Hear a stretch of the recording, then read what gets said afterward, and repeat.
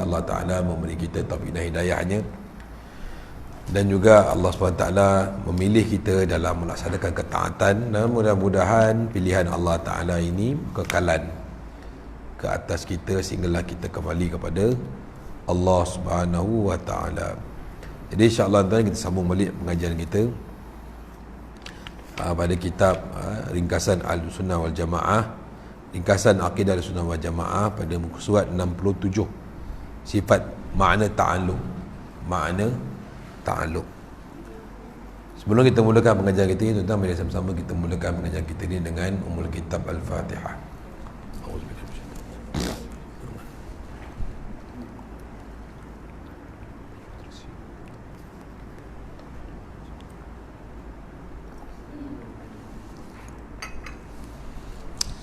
Bismillahirrahmanirrahim. Qala Syekhul Musannif hafizahullah wa nafa'ana bihi wa ulumihi fid darain amin. Makna ta'alluq. Sebelum ni kita masuk dalam sifat apa? Qudrah. Qudrah ni ialah sifat yang berdiri pada Allah. Ini sifat yang berada pada Allah Subhanahu wa Ta'ala, qadim lagi azali. Mana ada pada Allah, tak mungkin dan tak terima akal sifat boleh bercerai daripada zat. Maka selagi mana zat ada, selagi itu zat Allah itu ada. Dan ta'alluq ini ialah senang cerita, tuan-tuan letak dalam bracket fungsi, functional daripada sifat-sifat Allah. Semua sifat kudrah ada ta'alluq kecuali sifat hayat. Itu sifat hidup yang ada pada zat Allah Subhanahu wa Ta'ala. Makna ta'alluq iaitu satu sifat yang menuntut suatu perkara yang lebih, atau dikatakan melazimkan oleh sifat akan sesuatu perkara yang lain selain daripada tugasnya berdiri pada zat. Mana kudrah Allah Ta'ala ini bukan sifat Allah ini bukan sekadar dia berada pada zat, tetapi dia ada kerja ataupun dia ada fungsi, kan? Contohlah, apa guna telinga? Dia duduk je kat sini ke apa? Kalau orang tu cakap perlahan sikit, kita kena apa? Kan? Makna fungsi telinga itu ialah mendengar. Jadi boleh kita katakan bahawa fungsi sifat kudrah itu ialah mentanjiskan ataupun melaksanakan perkara-perkara yang diiradahkan oleh Allah Ta'ala. Maka fungsi kerja pada kudrah itu ialah mana dia menjadikan ataupun meniadakan daripada kehendak dan ilmu Allah. Dia tidak akan, mana kudrah Allah ini tidak menjadikan ataupun meniadakan tanpa muafakat dengan sifat iradah dan sifat ilmu.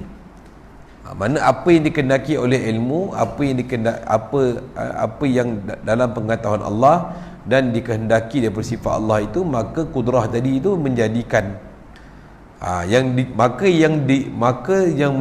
dijadikan itulah baru. Bukan kudrah itu baru, yang jadi itulah baru, bukan Allah, bukan sifat kudrah baru. Baik.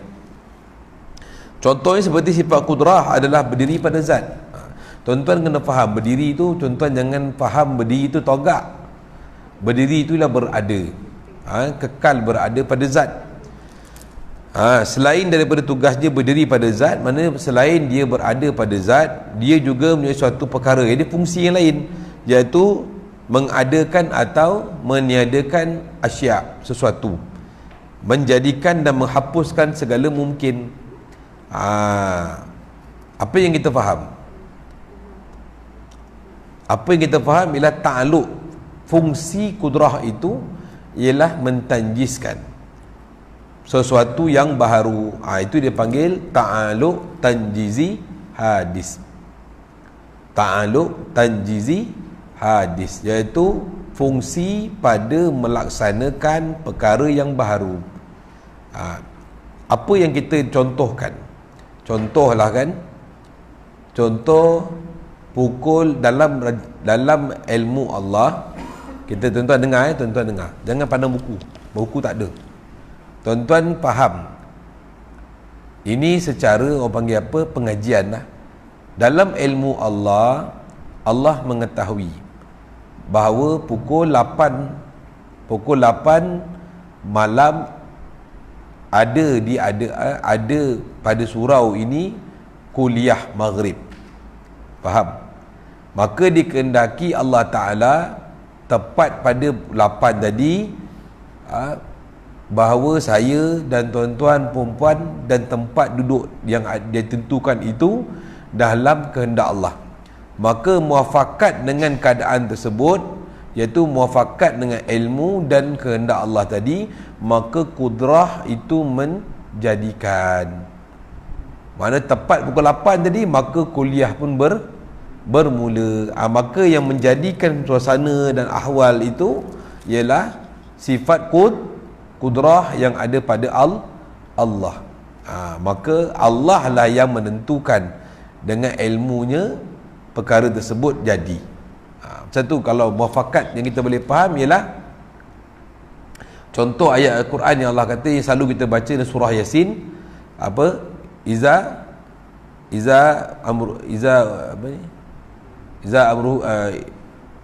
amruhu iza arada syai'an an yaqula lahu kun fayakun. Iza arada syai'an an yaqula lahu kun fayakun. An yaqula lahu kun fayakun. Maka iza dan apabila, iza arada apabila berkeinginan Allah Ta'ala syai'an sesuatu, qala lahu kun fayakun, maka jadi. Allah kata jadilah.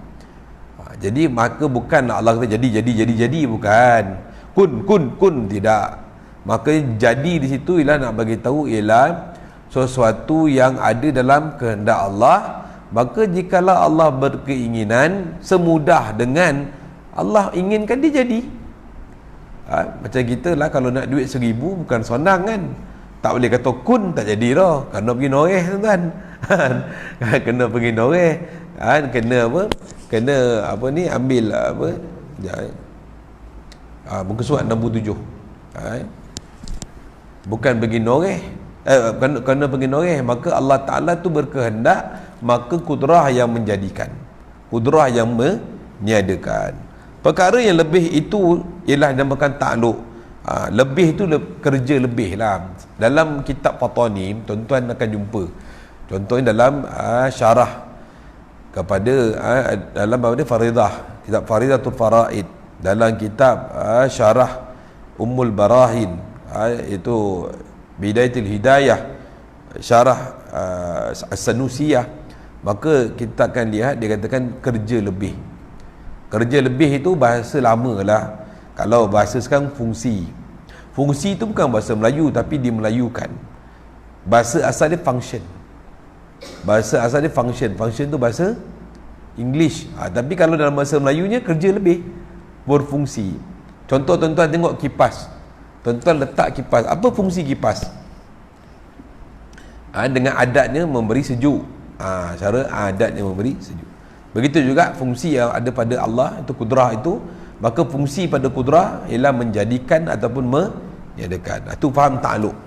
Perkara yang lebih itu dinamakan ta'alluq. Oleh kerana susah untuk menterjemahkan, maka yang sesuai dengan kalimah ta'alluq pada bahasa ini boleh diterjemahkan ta'alluq sebagai kerja ataupun tugas. Bagi sifat-sifat selain daripada tugas, dia berdiri pada zat. Fungsi lah, tugas pun sama je kan. Terjemahan ini untuk memudahkan faham sahaja.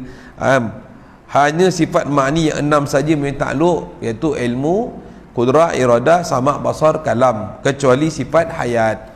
Sifat ayat itu bukan, dia tidak ada ta'alluq, bahkan sifat ayat itulah yang mengaktifkan semua sifat-sifat yang ada pada Allah. Faham? Jadi sifat ayat ni sifat hidup. Jadi kalau Allah tu mati, macam mana sifat tu nak hidup? Macam mana sifat tu nak berfungsi? Jadi Allah Ta'ala itu maha hidup, dan juga segala sifat-sifatnya itu ada pada zat yang maha hidup. Saya selalu buat cerita tuan-tuan, rimau lah. Rimau ni kalau hidup semua takut tak? dengan garang kan, dengan bongi kan, dengan sifat karnivor dia kan. Tapi kalau dia mati, kita tunjal-tunjal lawan dia, tak lawan tuan. Jadi kalau Allah tu hidup, maksud kalau Allah tu mati, maka tak ada sifat. Mustahil Allah itu mati. Maka sifat hidup tu berkekalan ada pada zat.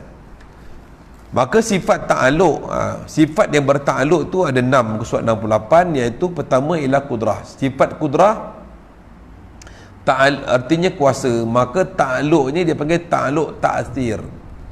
Ta'aluk ta'asir iaitu fungsi pada memberi kesan. Fungsi pada memberi kesan iaitu meniadakan ataupun mengadakan. Sebenarnya kalau tengok ini senang ceritalah, perbahasan ta'aluk yang senang. Tapi kalau masuk perbahasan dalam ilmu kalam, nanti tuan-tuan akan jumpa ada 3 jenis ta'aluk. Ta'aluk tanjizi hadis, ta'aluk tanjizi qadim, dan ta'aluk suluhi qadim. Itu saya tak masuk dalam ni, pasal kalau ini pun tuan-tuan dah pening nanti. Kalau masuk suluhi, masuk tanjizi qadim dengan hadis, pening tak? Jadi musannif kitab ini, Syekh Abdul Rauf Al-Bahanji hafizahullah, memudahkan kita dengan memberi ta'aluk yang mudah faham melalui kitab-kitab yang muktamad. Senang kita kalau kata kudrah, apa ta'aluk dia? Taksir. Apa tu taksir? Memberi kesan. Apa yang memberi kesan? Memberi kesan pada mengadakan dan pada meniadakan. Dahulu kita ada tak? 100 tahun dulu kita ada tak?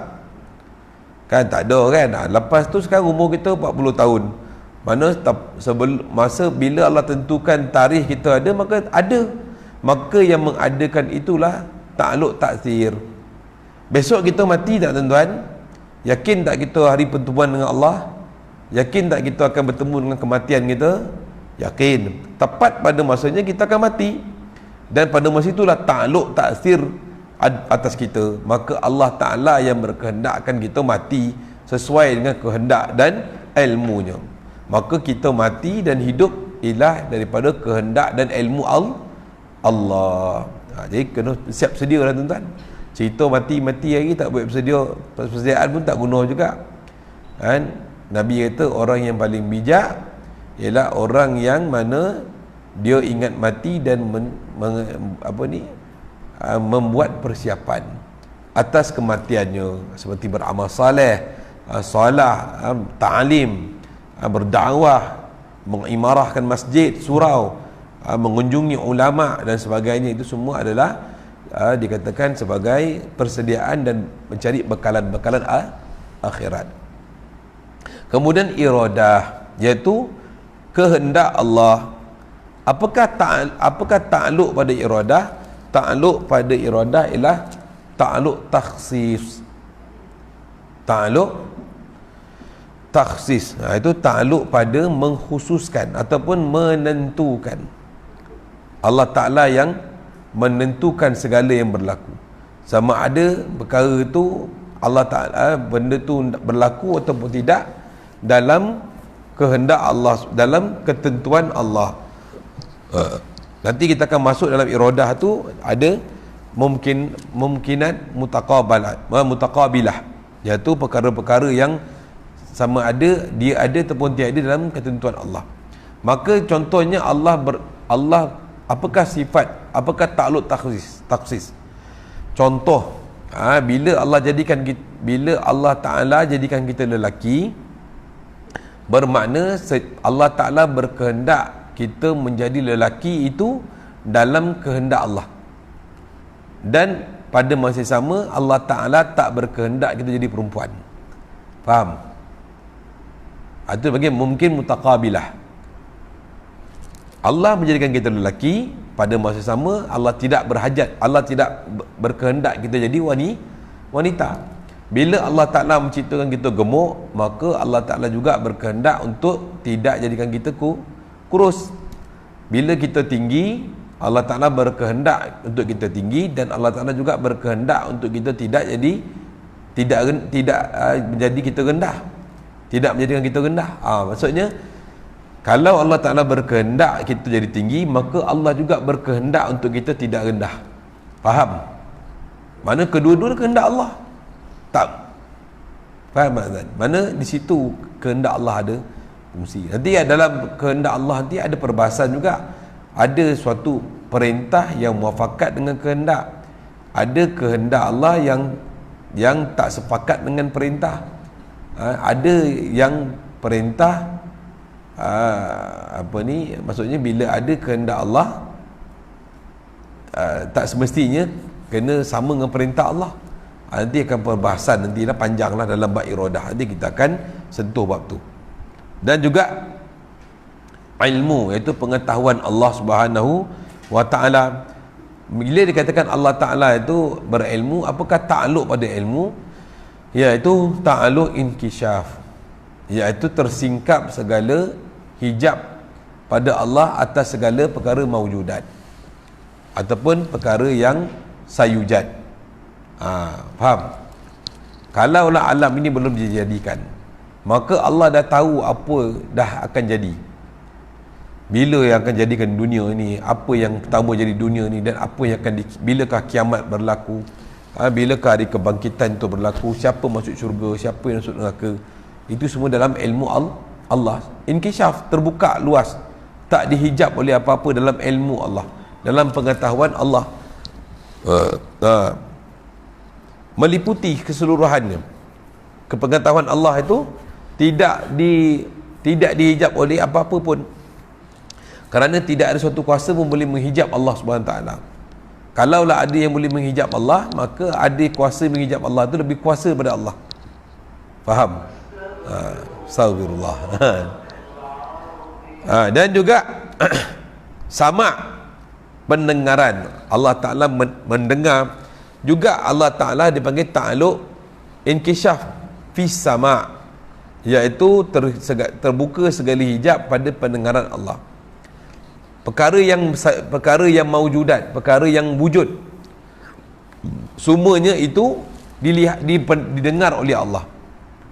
Faham tuan? Contoh perkara yang didengar oleh Allah yang tak didengar oleh manusia. Contohnya zikir pada batu. Kita dengar tak batu berzikir? Tak. Kita dengar tak cahaya ni berkata-kata? Kita dengar tak cahaya ni, bunyi cahaya macam mana? Tak dengar. Yang boleh dengar ialah Allah. Kelajuan tapak, langkah tapak seekor semut, semuanya didengar oleh Allah Ta'ala dengan jelas sekali, tak ada terhijab pun oleh Allah. Hatta dalam hati kita berbisik-bisik, berborak-borak dalam hati kita pun, bercakap-cakap dalam hati pun didengari oleh Allah. Kita je, kita perasan Allah tak dengar, pada Allah dah dengar. Banyak kalau kata tuan, ada pintu tu, kalau boleh tutup sikit tu, dia masuk celah-celah tu. Baik.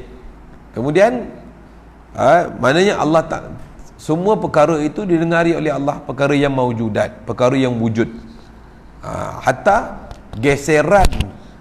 geseran pada dua putih pasir dalam lautan yang paling dalam sekalipun didengari oleh Allah. Tak pernah pun satu makhluk pun terhijab daripada Allah. Faham tuan? Apa-apa yang berlaku di luar dunia ini pun dalam pengetahuan, dalam pendengaran Allah yang jelas. Ada satu tuan-tuan, baru dalam masa awal tahun itulah saya ada baca penemuan NASA terhadap satu nebular. Tahu nebular?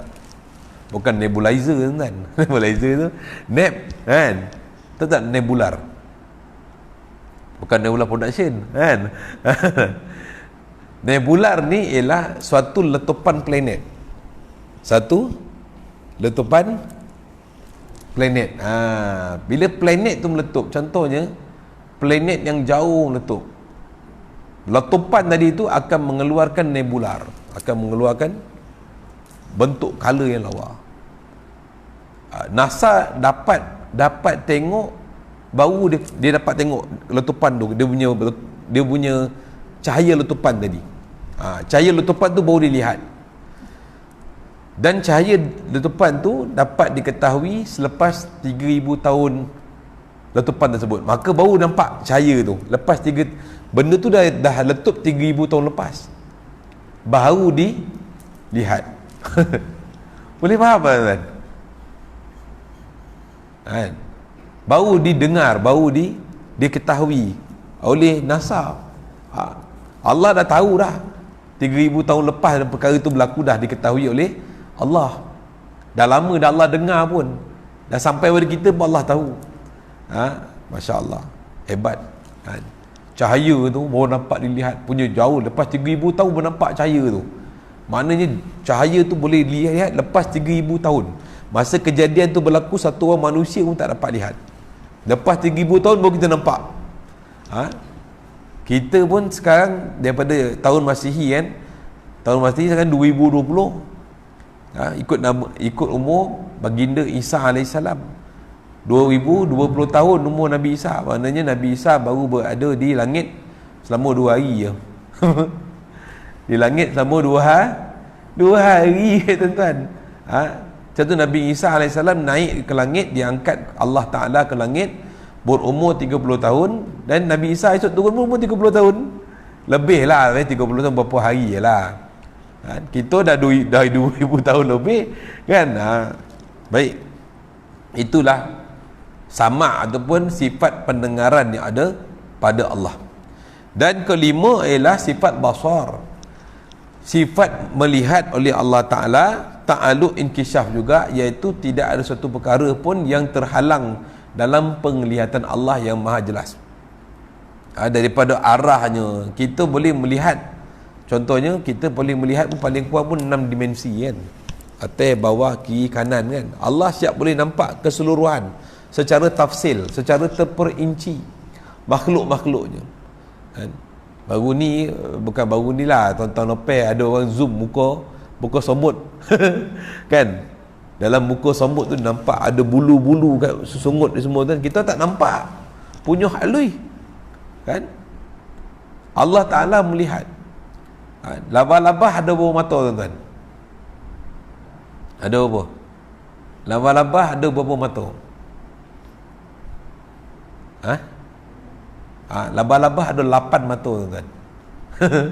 Labah-labah ada 8 mata. Mana dia punya mata tu surround. Kita pun tak pernah tengok mata labah-labah kan. Tapi kalau kita zoom nampak mata labah-labah tu. Macam mana Allah jadikan anak mata dia, macam mana dia boleh alert cepat kan. Kan labah-labah ni antara makhluk sensitif. Dia boleh tahu orang nak dia datang, dia turun elak kan. Mana dia nampak surround kan. Cuma dia tak nampak bawah dia je kan. Mana tapak kaki pun dia tak nampak kan? Allah Ta'ala melihat semua makhluk-makhluk yang paling kecil sehinggalah atom zarah pun dalam penglihatan Allah yang jelas. Kita nak tengok pun berkanta-kanta tuan kan. Betul tak? Allah melihat jelas, tak terlindung kan? Tak terlindung. Hatta apa yang kita lihat pun dilihat oleh Allah, diketahui oleh Allah.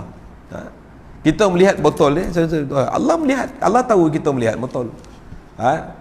Kita macam saya lah, kalau saya pandang tuan-tuan sekarang, tuan-tuan rasa saya pandang siapa? Tahu tak? Siapa tahu? Pakai spek mata hitam lagi lah. Ustaz ni kalau ganja kat mata tu, pakai spek mata hitam, tak nampak pun dia tengok kan. Tak nampak tuan-tuan. Tapi Allah melihat apa yang kita lihat. Faham tuan-tuan? Mana apa yang wujud? Maka kita, Allah melihat apa yang wujud. Dan apa yang makhluk lihat, itu Allah lihat. Satu, bila kita melihat suatu perkara yang mungkar, patut kita rasa malu, sebab Allah mengetahui dan melihat apa yang kita lihat. Faham tak tuan-tuan? Patut kita rasa malu dengan Allah. Ya Allah, aku melihat benda yang salah, ya Allah, ampunkan dosaku ya Allah. Pasal dia tahu kita melihat apa yang Allah Ta'ala tahu apa yang kita lihat. Benar-benar Allah ampunkan kita tuan-tuan. Amin. Dan keenam ialah kalam, iaitu sifat Allah Ta'ala berkata-kata. Berkata-kata di sini ialah ta'alluqnya ialah ta'alluq dilalah. Ta'alluq pendalilan. Dilalah ni perkataan asalnya dalla, iaitu dalil. Dalil apa? Dalil perkara yang wajib, perkara yang mustahil, perkara yang harus, dan juga hukum hakam yang Allah Ta'ala tentukan. Wajib pada kita, makruh pada kita, sunat pada kita, semuanya diterang oleh Allah Ta'ala. Khabar-khabar tentang apa ni, tentang berita-berita yang akan datang, berita-berita yang terkemudian, yang sebelum terjadi, dan apa ni, wa'ad ataupun janji-janji Allah, janji-janji kebaikan yang Allah beri pada orang-orang saleh, ataupun wa'id, apa tu, ancaman-ancaman yang Allah janjikan kepada orang-orang yang maksiat, dan juga tentang apa ni, perkara-perkara yang akan datang, iaitu akhirat, datangnya hari kiamat, adanya hari kebangkitan. Itu diterangkan oleh Allah Ta'ala daripada sifat kalamnya. Dan juga tuan-tuan, sifat ilmu, sama' dan basar ini adalah dipanggil sifat dipanggil ta'alluq inkisyaf kesemuanya. Allah Ta'ala bukan saja melihat mumkinat, mengetahui mumkinat, bahkan Allah Ta'ala melihat dirinya dan mendengar dirinya. Allah Ta'ala mendengar zatnya, Allah melihat zatnya, dan Allah mengetahui perkara yang wajib atas zatnya, dan apa perkara yang mustahil pada zatnya, diketahui oleh Allah. Sebelum alam ni diciptakan lagi dah diketahui oleh Allah. Pasal tu tuan-tuan, tasawufnya ialah kita faham bahawa kita ini dijadikan oleh Allah Ta'ala sejak qadim lagi. Dah ketahui kita ni ada ini dalam ilmu Allah yang qadim. Bila dijadikan kita, maka kita jadi hadis, maka tertunailah kehendak Allah Ta'ala muafakat dengan ilmu Allah. Baik, catatan, kesemua huraian ta'alluq tersebut akan didapati pada perbahasan sifat-sifatnya. Sifat hayat tidak mempunyai ta'alluq kerana ia adalah sebagai syarat, itu sebagai pengaktifan bagi kewujudan segala sifat ma'ani yang lain. Faham? Boleh kita katakan, contohlah pinjam cakap tuan-tuan kan. Tuan-tuan beli kereta mainan anak-anak, beli kereta mainan anak-anak yang remote control kan. Kita tolak-tolak tak mau jalan. Orang tu kata, tak apa abang, lu pakai saja, boleh pakai. Tekan-tekan dia boleh. Kita tengok apa tak tahu, rupa tak bateri kan. Bila letak bateri baru boleh berjalan, baru dia keluar lampu, baru dia bercakap-cakap, barulah dia boleh jalan. Jadi kalau tak ada bateri tak boleh jalan. Jadi bukan saya nak samakan Allah Ta'ala dengan bateri, tuan-tuan, tidak. Bukan saya nak samakan sifat hayat. Jadi nak mudah faham, sifat hidup itulah yang mengaktifkan semuanya. Sifat makni yang lain. Boleh faham? Boleh faham tapi yang kita kena faham ialah sifat hidup Allah itu tidak sama dengan sifat hidup makhluk. Sifat hidup makhluk ni, contohnya manusia, dia memerlukan roh. Betul tak? Sifat hidup manusia ni memerlukan nafas, oksigen. Manusia memerlukan air untuk hidup. Kalau tak ada air boleh tak tuan-tuan? 3 hari 4 hari tombang tuan-tuan, air tak ada kan. Negeri jiran kita tak ada air pun mengelupur tuan-tuan. Kita ni alhamdulillah kan, hujan tak henti-henti kan, nak jogging pun payah dah kan. Alhamdulillah lah, tadi dapat lah jogging kan. Jogging kat rumah lagi setempat kan tuan-tuan. Tu tiba-tiba lapar ni, nak cari makan lagi ni kan. Baik, boleh faham tuan-tuan Okey, itu dalam pembahasan sifat ta'alluq ataupun fungsi. Jadi berapa sifat yang ada ta'alluq? Daripada 7 sifat ma'ni itu, berapa sifat yang ada ta'alluq? 6 saja sifat yang ada ta'alluq. Sifat hayat tidak berta'alluq. Kalau orang tanya, apakah ta'alluq pada sifat sifat ilmu? Apa kita nak jawab? Ta'alluq pada sifat ilmu ialah ta'alluq inkisyaf. Apakah inkisyaf? Mengetahui oleh Allah Subhanahu wa Ta'ala tanpa terhijab akan ilmunya. Maksudnya semua perkara itu tahu. Apa yang Allah tahu? Allah Ta'ala tahu akan segala zatnya, Allah Ta'ala tahu akan segala sifat yang wajib padanya, dan juga Allah Ta'ala tahu perkara yang tak layak padanya, dan Allah Ta'ala tahu segala perkara yang sayujad dan maujudat. Faham tak? Sayujad ni ialah satu perkara yang akan wujud. Itulah contoh kan. Contoh sayujat ialah Zaid, selepas Zaid berkahwin, Allah Ta'ala akan mengurniakan padanya 8 orang anak. Padahal Zaid baru kahwin, tapi diketahui oleh Allah Ta'ala bahawa nanti Zaid akan ada 8 anak. Berlaku tak nanti 8 orang anak? Berlaku, sebab muafakat dengan ilmu Allah. Allah mengetahui yang dia adakan 8 anak, dan Allah akan bagi 8 anak. Maka berlaku dengan Allah Ta'ala mentanjiskan segala ilmunya itu dengan kudrah. Faham? Itu bagi sayujat. Tuan-tuan, yakin tak kiamat akan berlaku? Yakin tak kita akan bertemu dengan kematian? Tapi dah berlaku ke belum kiamat? Belum. Tapi dalam ilmu Allah berlaku tak kiamat? Berlaku. Insya-Allah tepat pada masanya, tepat pada harinya, tepat pada saatnya, maka akan berlaku kiamat sesuai dengan kehendak dan ilmu Allah. Itu dia panggil sayujat. Walaupun benda tu belum berlaku, tapi dah Allah dah cerita benda tu akan berlaku. Ija samsu kuwirat. Apabila matahari itu terbelah. Macam ayat Al-Quran, idza waqa'atil waqi'ah laisa liwaqa'atiha kadhibah. Itu semua ayat-ayat kiamat. Al-qari'ah, mal qari'ah, wa ma adraka mal qari'ah, yauma yakunu an-nasu kal farashil mabsus wa takunu al-jibalu kal ihnil manfush. Kamu akan lihat gunung ganang itu akan berterbang-terbangan seperti mana kapas terbang. Tuan-tuan, dahsyat wallah. Tapi orang beriman, kalaulah berlaku kiamat itu, la yahzunuhumul fazaul akbar. Orang beriman tak terkejut pun akan berlaku kiamat, kerana mereka mengimani kiamat tersebut. Beza.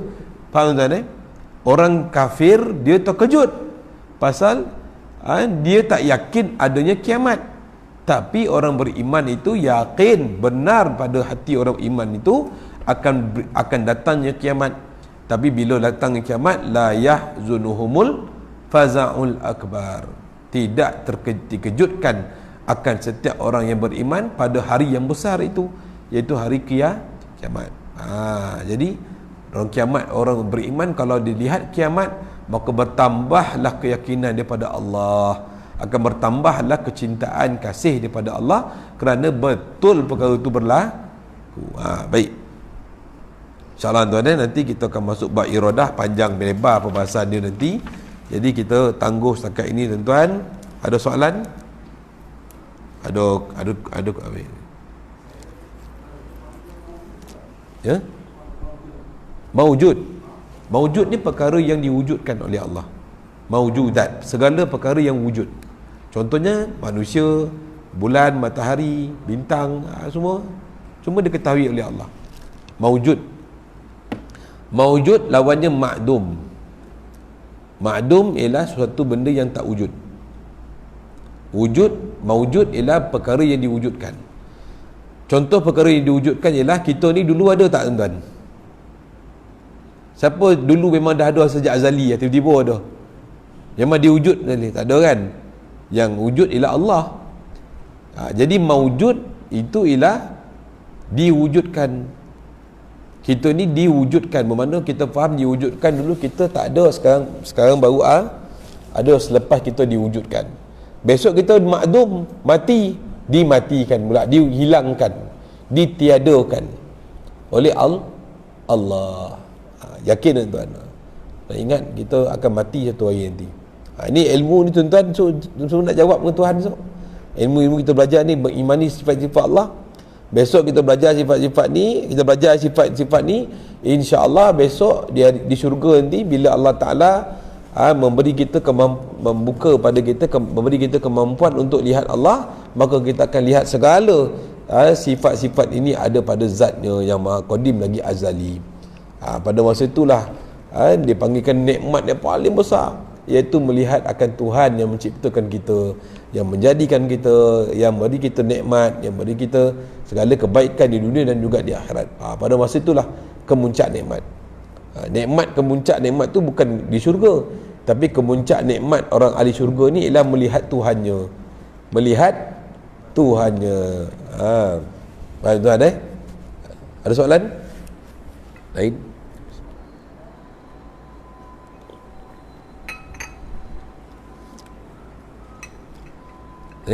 Kaum ibu ada soalan? Boleh faham tuan-tuan takluk takluk yang tuan-tuan boleh faham rumusannya ialah takluk ialah fungsi. Fungsi pada apa? 6 sifat yang ada pada Allah Ta'ala yang digelar sebagai sifat ma'ani, iaitu fungsi-fungsi yang Allah SWT setengahnya ditanjiskan sebagai, dinamakan sebagai af'al dan juga infial, perbuatan dan juga apa yang diperbuatkan oleh Allah, iaitu melalui sifat kudrah, iradah, ilmun dan hayat. Maknanya perkara yang berlaku itu, sesuatu yang berlaku itu sesuai dengan kudrah Allah, sesuai dengan kehendak Allah, sesuai dengan ilmu Allah. Dan juga ada perkara-perkara yang Allah Ta'ala mendengar akan zatnya dan akan mendengar makhluknya, dan Allah Ta'ala melihat akan dirinya dan melihat akan makhluknya, dan Allah berkata-kata pada dirinya dan berkata-kata pada makhluk. Melalui, maka makhluk tadi boleh faham dengan kudrah tegak, dengan kudrah juga agar makhluknya boleh memahami apa yang dikatakan oleh Allah pada dirinya.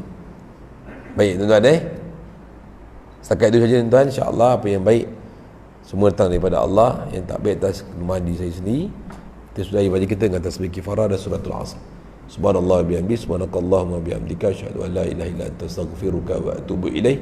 Subhana rabbika rabbil izzati amma yasifun, wa salamun alal mursalin, walhamdulillahi rabbil alamin.